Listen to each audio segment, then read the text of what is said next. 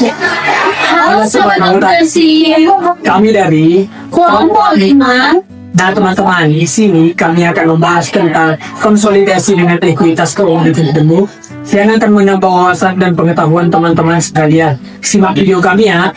Bye-bye. Halo Sobat Akuntansi, di sini kita akan mulai membahas konsolidasi dengan akuisisi melebihi ekuitas dengan kepemilikan penuh. Dengan 3 topik, yaitu yang pertama, definisi, yang kedua tujuan dan dasar yang dirangkum semua untuk membuat contoh soal. Definisi akuisisi.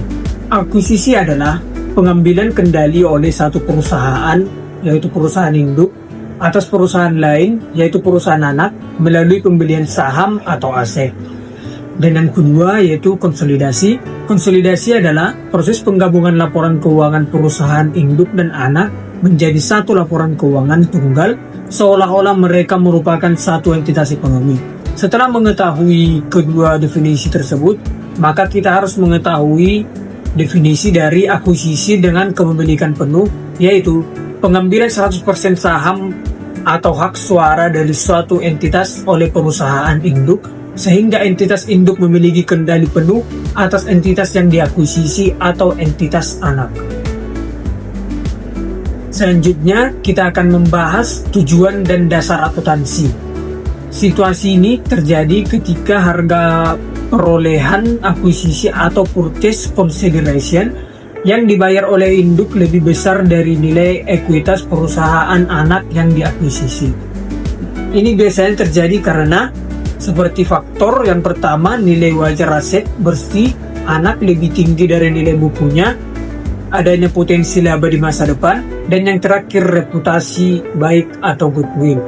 Tujuan dilakukannya konsolidasi ini merupakan menunjukkan posisi keuangan dan kinerja perusahaan grup secara menyeluruh, menghindari informasi ganda atau misleading, dan yang terakhir memenuhi standar akuntansi PSAK 65.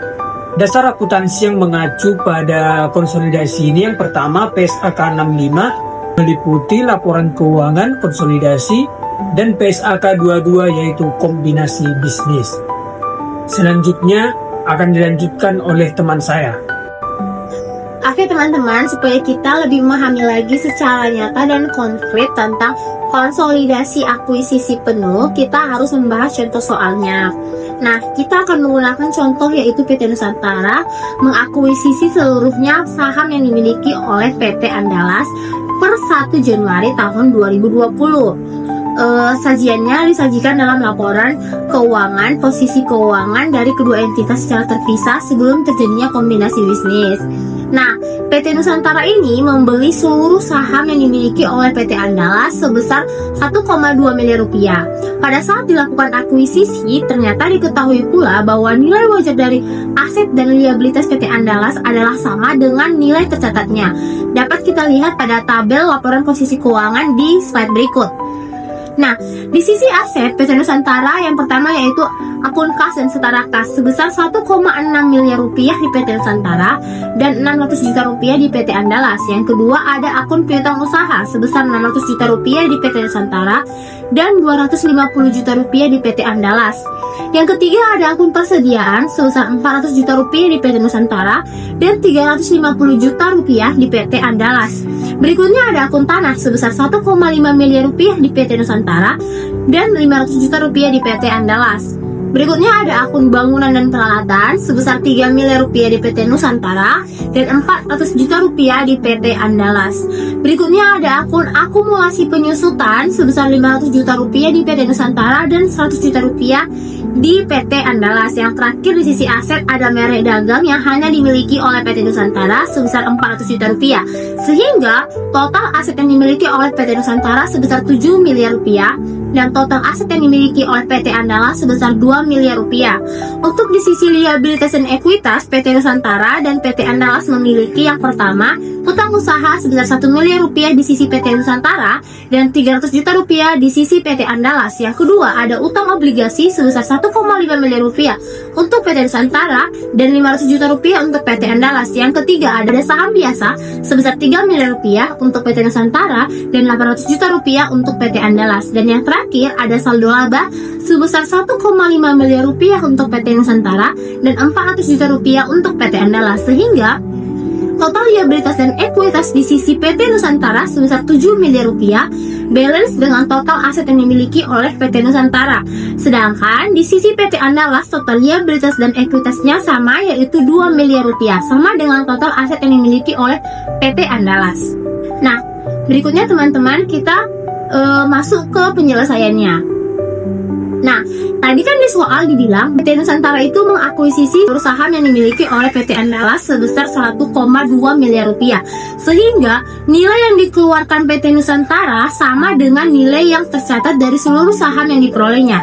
Sebagai gambarannya kita dapat lihat di penyelesaian pada gambar berikut ini. Nah, nilai akuisisi dan nilai wajar yang dikeluarkan oleh PT Nusantara itu kan tadi sebesar 1,2 miliar rupiah. Nah, nilai tercatat aset neto PT Andalas itu terdiri dari yang pertama, saham biasanya sebesar 800 juta rupiah, dan yang kedua, saldo labanya sebesar 400 juta rupiah. Sehingga total nilai tercatat aset neto yang dimilikinya sebesar 1,2 miliar rupiah.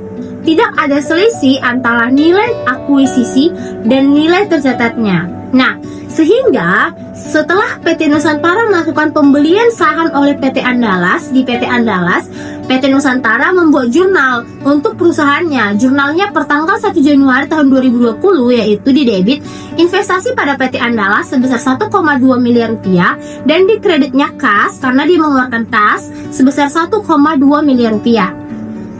Nah, berikutnya kita masuk ke setelah kita buat jurnal, kita susun nih laporan posisi keuangan PT Nusantara dan PT Andalas. Nah, laporan posisi keuangan PT Nusantara dan PT Andalas per 1 Januari 2020 sebelum akuisisi.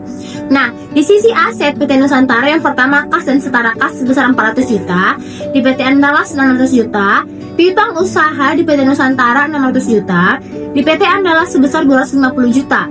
Yang berikutnya ada akun persediaan sebesar 400 juta di PT Nusantara, di PT Andalas sebesar 350 juta. Dan ada akun tanah sebesar 1,5 miliar rupiah di sisi PT Nusantara dan 500 juta rupiah di sisi PT Andalas. Yang berikutnya ada bangunan dan peralatan sebesar 3 miliar rupiah di sisi PT Nusantara dan 400 juta rupiah di sisi PT Andalas. Berikutnya ada akun akumulasi penyusutan sebesar 500 juta di PT Nusantara dan 100 juta di PT Andalas. Nah, ada akun merek dagang 400 juta di sisi PT Nusantara tapi tidak ada di akun PT Andalas. Nah, muncul akun baru yaitu investasi pada PT Andalas sebesar 1,2 miliar rupiah. Nah, sebenarnya laporan posisi keuangan ini sama aja, tidak ada bedanya dari segi nominal dengan laporan posisi keuangan yang sebelumnya, sebelum dia melakukan akuisisi. Namun ada perbedaan akun, ada timbul akun baru di aset di sisi PT Nusantara, yaitu akun investasi pada PT Andalas. Kenapa? Karena PT Nusantara telah membeli saham di PT Andalas, sehingga kas dari PT Nusantara ini berkurang 1,2 miliar rupiah menjadi investasi. Cuman kasnya berubah, namun akun asetnya investasinya bertambah sebesar 1,2 miliar rupiah. Simpelnya kasnya berubah bentuk nih jadi investasi pada PT Andalas. Untuk yang lainnya, untuk total liabilitas dan total ekuitasnya sama, tidak ada perubahan, sehingga total liabilitas dan ekuitas di sisi PT Nusantara sebesar 7 miliar rupiah dan PT Andalas sebesar 2 miliar rupiah. Nah, setelah kita susun laporan posisi keuangannya, kita masuk ke kertas kerja konsolidasiannya. Nah, untuk apa kita buat ini? Kita buat ini untuk memperoleh laporan keuangan konsolidasian PT Nusantara dan PT Andalas sesaat setelah transaksi akuisisi ini. Maka kita menggunakan bantuan kertas kerja. Dua kolom pertama dari kertas kerja ini adalah saldo yang diperoleh dari laporan posisi keuangan PT Nusantara dan PT Andalas. Saldo untuk setiap perusahaan ditempatkan berdampingan untuk memudahkan proses konsolidasi konsolidasi. Jika terdapat lebih dari satu entitas anak yang akan dikonsolidasikan, dapat ditambahkan kolom lainnya untuk entitas anak tersebut. Nah, kita lihat kertas kerja konsolidasiannya. Nah, tadi kan ini udah kita lihat nih neraca saldonya sama kayak yang kita bahas tadi. Nah, di sini ada jurnal eliminasi. Apa aja yang kita eliminasi? Yang pertama itu investasi pada PT Andalas sebesar 1,2 miliar rupiah di sisi kredit. Nah, di sisi debitnya apa? Yaitu yang pertama saham biasa sebesar 800 juta rupiah dan saldo laba sebesar 400 juta rupiah. Sehingga di debitnya jurnal eliminasi 1,2 miliar rupiah dan di kreditnya 1,2 miliar rupiah. Nah, untuk konsolidasiannya kita lihat kas dan setara kasnya menjadi 1 miliar rupiah. Itu dapat dari mana? Kita jumlahkan kas yang dimiliki oleh PT Nusantara dan kas yang dimiliki oleh PT Andalas. Begitu juga dengan selanjutnya, kita jumlahkan piutang usaha menjadi 850 juta, persediaan menjadi 750 juta, tanah sebesar 2 miliar rupiah, bangunan dan peralatan sebesar 3 miliar 400 juta, akumulasi penyusutan sebesar 600 juta, merek dagang sebesar 400 juta. Nah, untuk total asetnya menjadi 7,8 miliar rupiah.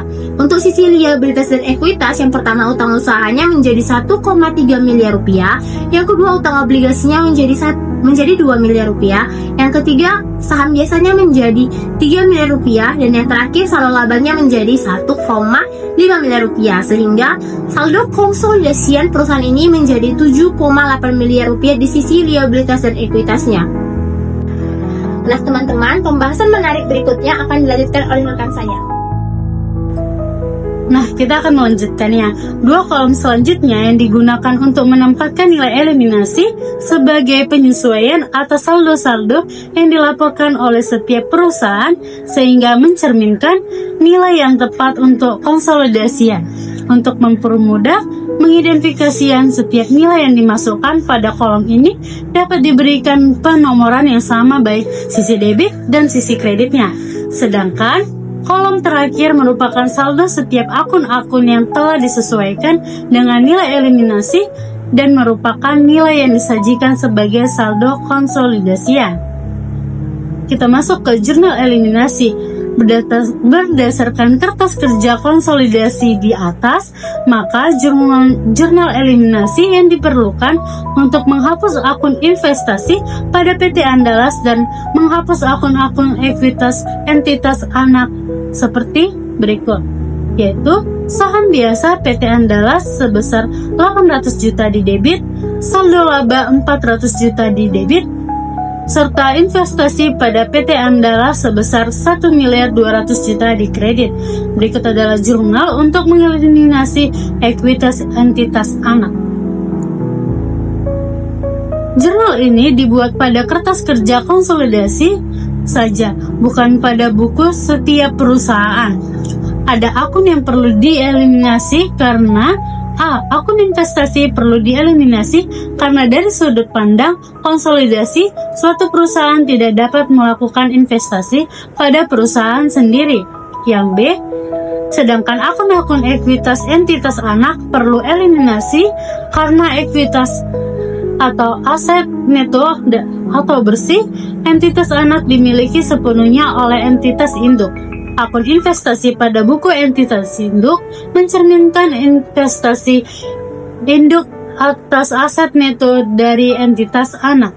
Sekarang kita akan masuk ke laporan posisi keuangan konsolidasian.